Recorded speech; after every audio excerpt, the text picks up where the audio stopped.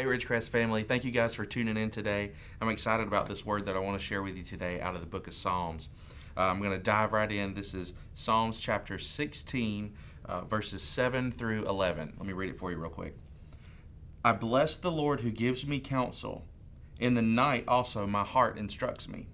I have set the Lord always before me, because he is at my right hand. I shall not be shaken. Therefore my heart is glad, my whole being rejoices. My flesh also dwells secure. For you will not abandon my soul to Sheol, or let your Holy One see corruption. You make known to me the path of life. In your presence there is fullness of joy.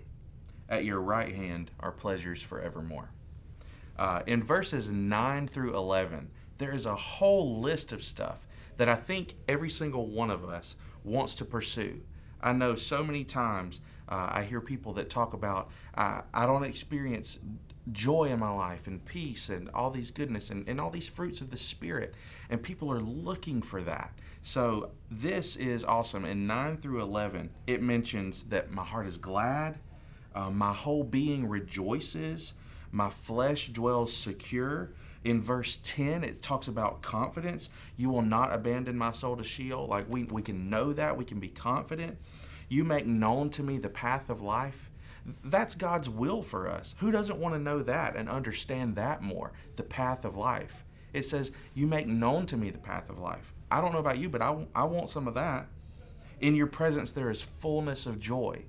Who doesn't want more joy? So all of these things, gladness, rejoicing, security, confidence, knowledge of his will for our lives, fullness of joy, and at your right hand are pleasures forevermore. What's the secret? What is the secret to that? I don't know about you, but I want that. I want to live in that lifestyle, in that path of gladness and rejoicing and security and knowledge of his will. I want some of that. So how do we get that? Well, the first two verses that I read today, verses 7 and 8, hold the key. I bless the Lord who gives me counsel.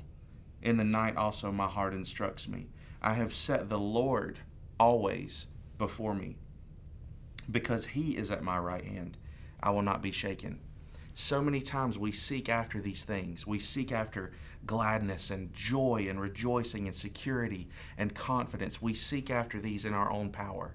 We go after things that aren't going to lead to that. But if you'll set the Lord always before you, if you'll pursue him, if you'll pursue a walk with him, if you'll spend time in his word, if you'll pray, if you'll seek after him first, then it leads into these other things. It leads into gladness and rejoicing and joy and pleasures forevermore and fullness and a knowledge of his will. So my encouragement to you today is don't just seek after what you think will make those happen, but really truly ask yourself, am I seeking the Lord? Am I setting him before me always? Is he at my right hand?